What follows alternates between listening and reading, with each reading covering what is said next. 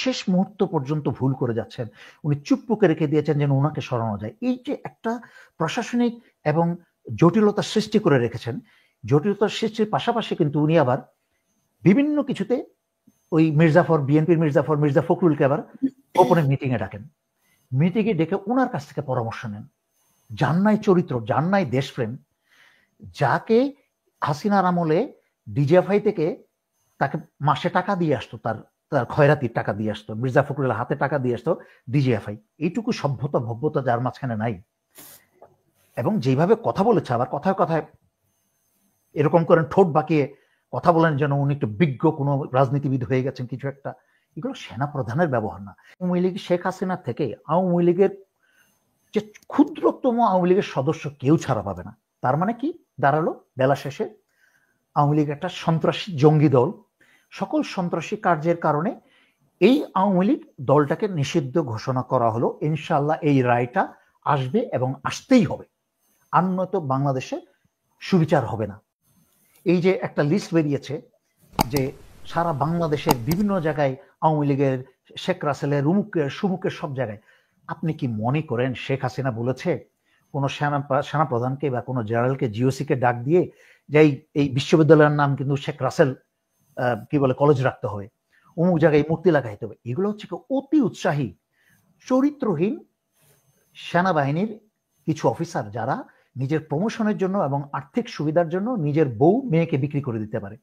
এই চরিত্রহীন অফিসারদের কাজগুলো এগুলো কিন্তু শেখ হাসিনা বলেন না যে এই বিশ্ববিদ্যালয়, কলেজের, এই বিশ্ববিদ্যালয়ের মূর্তি বানাইতে হবে, এইখানে করতে হবে। এগুলো কিন্তু এই বদমাইশগুলো কিন্তু এখনো চাকরিতে আছে। মানে চামচারা বলেছে। চামচা তো এক জিনিস, চামচামি। বাঙালি জাতির অনেক খারাপ চরিত্রের মাঝখানে একটা হচ্ছে তোষামোদীতে অতি এবং নিষ্ঠুরতায় অতি, যেটা আমি সবসময় বলি। এই দেখেন না, মহান মুক্তিযুদ্ধ, স্বাধীনতার একটা মহান স্বাধীনতা, সবকিছুই মহান, কিন্তু কোনো কিছু মূল্য নাই কিন্তু তাদের কাছে। তো একইভাবে অতি মানে চরিত্র স্খলন হতে হতে 16 বছরে, এটা হচ্ছে 16 বছরই আগে এই চরিত্র ছিল, 16 বছরে চরিত্রটা এমন নষ্ট হয়েছে এই সেনাবাহিনীর নিয়ে। মনে রাখতে হবে 16 বছরে শুধুমাত্র জেনারেল না, ব্রিগেডিয়ার জেনারেল, কর্নেল পর্যন্ত হাসিনার এবং ভারতের নিয়োগ করা প্রমোশন। হ্যাঁ, অনেকেই নিয়োগে প্রমোশন পেয়েছে, তার মানে এই না যে সবাই খারাপ, এটা বুঝতে হবে। আবার ঢালাওভাবে সবাইকে খারাপ বলা যাবে না, এটা অন্যায় হবে। যেমন অনেকেই মূর্খের মতো বলে বসে সেনাবাহিনী খারাপ। একটা সেনাবাহিনী কখনো খারাপ হতে পারে না, একটা দেশ কখনো খারাপ হতে পারে না, ওই সেই দেশের মানুষ খারাপ হয়।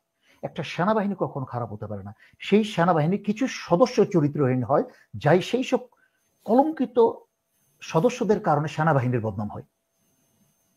সুতরাং জেনারেল ওয়াকার পদে পদে উনার পায়ের চিহ্ন রেখে এসেছেন বিভিন্ন ভুলের একটার পর, এবং শেষ মুহূর্ত পর্যন্ত ভুল করে যাচ্ছেন, উনি চুপ্পুকে রেখে দিয়েছেন যেন ওনাকে সরানো যায়। এই যে একটা প্রশাসনিক এবং জটিলতা সৃষ্টি করে রেখেছেন, জটিলতার সৃষ্টির পাশাপাশি কিন্তু উনি আবার বিভিন্ন কিছুতে ওই বিএনপির মির্জা ফখরুলকে আবার গোপনে মিটিংয়ে ডাকেন, মিটিংয়ে ডেকে ওনার কাছ থেকে পরামর্শ নেন।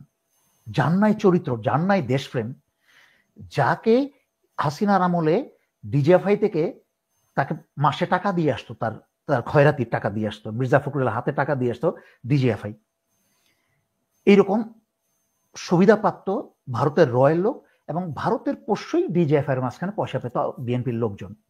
এটা কি আমার একটা ক্লাস 5-6 এর বাচ্চাকেও যদি বোঝাই যে 16 বছর বিএনপি কেন স্বৈরাচারী শেখ হাসিনার পতনের কোনো এক দফা আন্দোলন দেয় নাই, সবসময় তারা দিয়েছে 22 থেকে 30টা 32টা, সবসময় তারা আন্দোলনের ডাক দিয়েছে ঈদের পরে, এবং জনগণ ক্লান্ত হয়ে গেছে। ঈদের পরে ডাক দিয়ে গিয়ে তারা প্রতি দফায় দফায় দফা পরিমাণ বেড়েছে, বাড়তে বাড়তে 22 থেকে 32 পর্যন্ত এসেছে।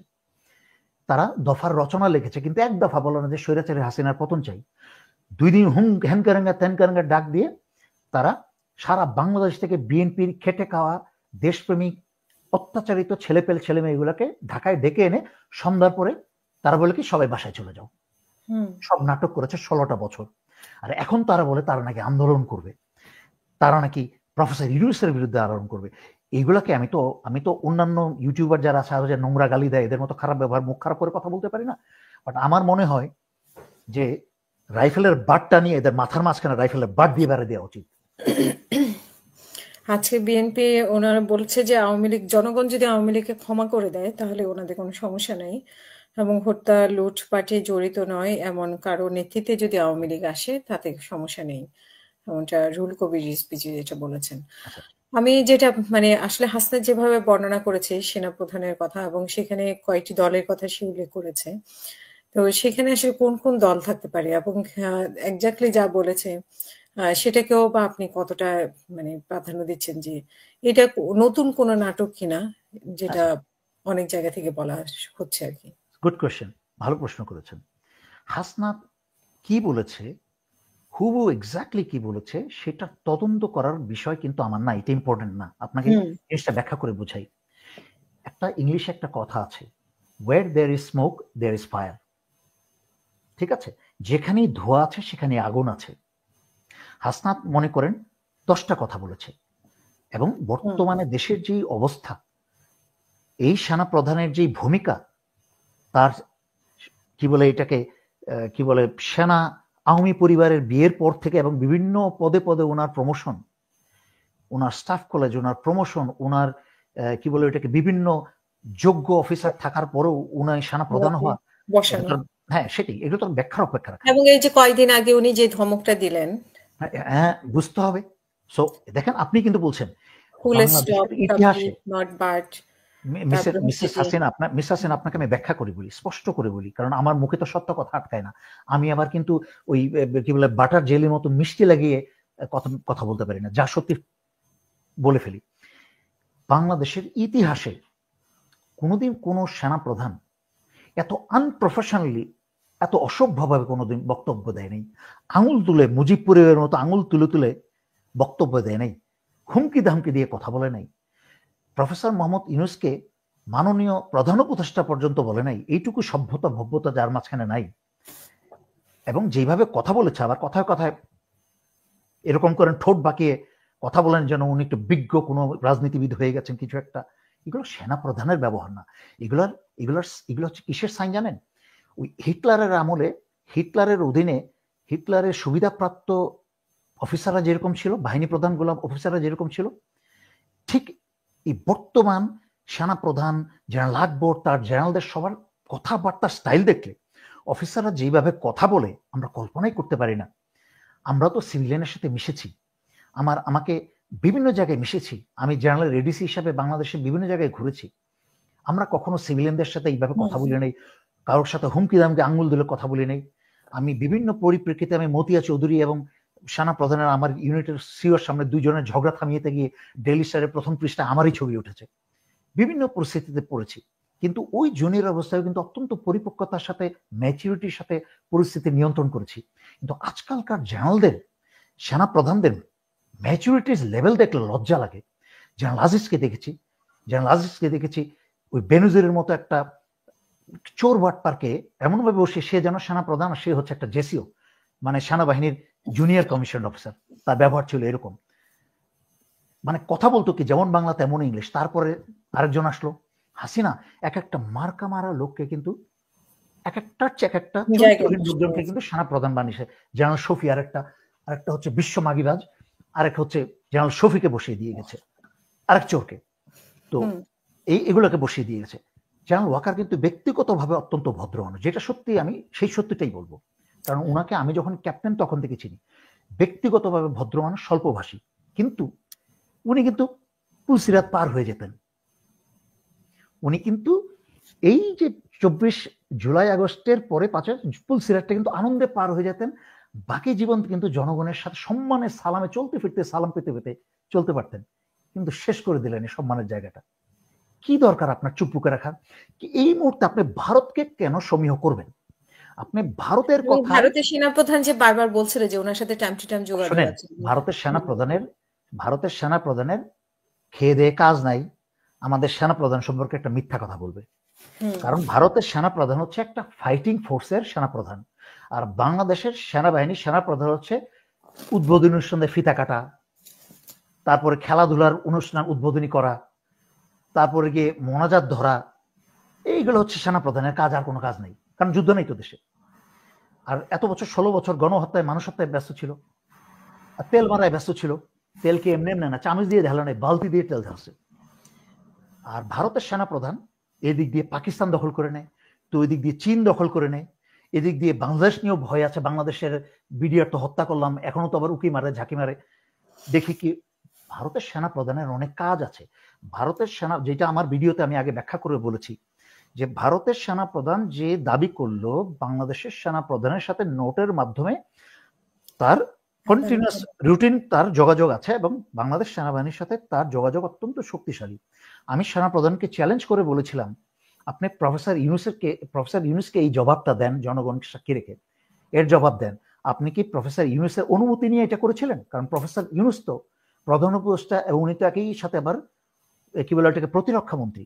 সেনা প্রধান কিন্তু প্রতিরক্ষা মন্ত্রীর আদেশ ছাড়া কোনো কাজ করতে পারে না। যদি করে থাকলে এটা কিন্তু দেশদ্রোহিতা এবং ফাঁসিযোগ্য অপরাধ। উনি কিন্তু এটার জবাব এখনো দেন নাই। জবাব না দিয়ে উল্টা একটা সেনা প্রধানের কোনো ভূমিকা নাই রাজনৈতিক দলকে ডেকে রাজনৈতিক ফয়সালা করা। যদি রাজনৈতিক দলকে ডেকে কোনো রাজনৈতিক ফয়সালা করতে হয় সেটা প্রধান উপদেষ্টার অধিকার এবং দায়িত্ব, সেটা সেনা প্রধানের কোনো দায়িত্বের মধ্যে পড়ে না। শুধু তাই না, সেনা প্রধান দেশদ্রোহিতার যে কাজ করেছে, যে আওয়ামী লীগ যেখানে একটা খুনি দল, দেশদ্রোহী দল, যেখানে বিচার কাজ মাত্র শুরু হয়েছে, কি বলে এটাকে আইসিটিতে বিচার কাজ মাত্র শুরু হয়েছে স্বৈরাচারী শেখ হাসিনার মানবতা বিরোধী অপরাধ এবং স্বৈরাচারী শেখ হাসিনার সমস্ত আওয়ামী লীগের খুন ব্যাংক টাকা, সারা বাংলাদেশের বাংলাদেশ ব্যাংক ডাকাতি, বিদেশে টাকা পাচার করা, এহেন কোনো অপরাধ করেনি। এগুলোর বিচার কাজ মাত্র শুরু হয়েছে। বিচার হবে, শাস্তি হবে, শাস্তির পরে দেখা যায় যে ওকে 5টা মানুষের শাস্তি হয় নাই, তারা একেবারে ফুলের মতো পবিত্র আওয়ামী লীগের। তাহলে পরবর্তী লেভেলের বিচার আসে, এত ফুলের মতো চরিত্র এই 5 জন সদস্যের, তাহলে 16টা বছর আওয়ামী লীগের মতো শেখ হাসিনার মতো একটা খুনির অধীনে, সাজাপ্রাপ্ত খুনির অধীনে সে কেন ছিল? তার আদেশ কেন পালন করেছে? সে যদি চুপ করেও থাকে তাহলেও সে কিন্তু অ্যাকমপ্লিস, যেটাকে ইংলিশে বলে, বাংলায় যেটা হচ্ছে হাসিনার সকল অপরাধের সহযোগী। সেখানেও একটা শাস্তি আছে, দেশে আইন আছে, সহযোগীরও কিন্তু একটা বিচার আছে। তার মানে আওয়ামী লীগের এবং বলা হয় যে উনি একজন সাক্ষী বা উনি সংশ্লিষ্ট বিডিআর হত্যাকাণ্ডের সাথে এরকম। ওইটাই আমি শেষ করছি। আমি তো আমার আজকে লাইভে বলেছি, আমি আজকে থেকে 5 বছর বিডিআর হত্যার পুরো পূর্ণাঙ্গ 2 ঘন্টার যে বিস্তারিত বলেছি, সেখানে বলেছি জেনারেল ওয়াকারের কি রোল ছিল, ওনাকে কে হেল্প করেছিল অস্ত্রের নিশানা করতে, এবং কোত্থেকে ফোন আসছিল, কার সাথে কথা বলেছিল, আমি আমার লাইভে বলেছি। এনিওয়ে, সুতরাং আওয়ামী লীগের বিচার শুরু হলে আওয়ামী লীগ শেখ হাসিনা থেকে আওয়ামী লীগের যে ক্ষুদ্রতম আওয়ামী লীগের সদস্য কেউ ছাড়া পাবে না। তার মানে কি দাঁড়ালো? বেলা শেষে আওয়ামী লীগ একটা সন্ত্রাসী জঙ্গি দল। সকল সন্ত্রাসী কার্যের কারণে এই আওয়ামী লীগ দলটাকে নিষিদ্ধ ঘোষণা করা হলো। ইনশাআল্লাহ এই রায়টা আসবে এবং আসতেই হবে, আর নয়তো বাংলাদেশে সুবিচার হবে না। সুতরাং সেইখানে এই বিচার শুরুই হয়নি এখনো, সেই বিচার শেষ হয় নাই। সেখানে কি করে সেনাপ্রধান আওয়ামী লীগের ইনক্লুসিভ কথাটা ব্যবহার করতে পারে আওয়ামী লীগ কানার জন্য? তার মানে কি, সেনাপ্রধানকে যদি আমি কিছুক্ষণের জন্য বাইরে রাখি, যদি বিএনপি কোনো রাজনৈতিক দলই কথা বলে, তাকেও শাস্তির আয়তায় আনা উচিত। সেইখানে সেনাবাহিনীর বা সরকারি চাকরির বেতন পায়, জনগণের বেতন পায়, সরকারি চাকরি করে, সাইন করে চাকরিতে ঢুকেছে, সেনাবাহিনীতে সশস্ত্র বাহিনীতে চাকরিতে ঢুকেছে, শুধু সাইন করেই না, ওয়াদা করে যে জীবন বিপন্ন। আর সিভিল সরকারি চাকরিতে কিন্তু তারা কোরআন শরীফ ছুঁয়ে কিন্তু ওয়াদা করে আসে নাই। তারপরও তাদের লয়্যালটির যেইটা করেছে, যারা সরকারের আদেশ চলতে মানতে বাধ্য হবে, এরকম একটা ওয়াদা করে আসছে। এই ওয়াদার বরখাস্ত হলে কিন্তু তাদেরও জেলে যেতে হবে এবং ট্রিজন বা দেশদ্রোহিতার কারণে তাদের ফাঁসিও হতে পারে। সেইখানে সেনাপ্রধান কি করে আওয়ামী লীগকে ইনক্লুসিভ করার কথা আলোচনাই করতে পারে? আদেশ দেওয়া তো দূরের কথা, হাসনাতকে এটাকে রাজি হতে বললো কি বললো না সেটাও আমি মূল্যায়ন করছি না। আমি বলছি আওয়ামী লীগকে নির্বাচনে আসতে দেওয়ার জন্য আলোচনা করাটাই ওনার ফাঁসিযোগ্য অপরাধ।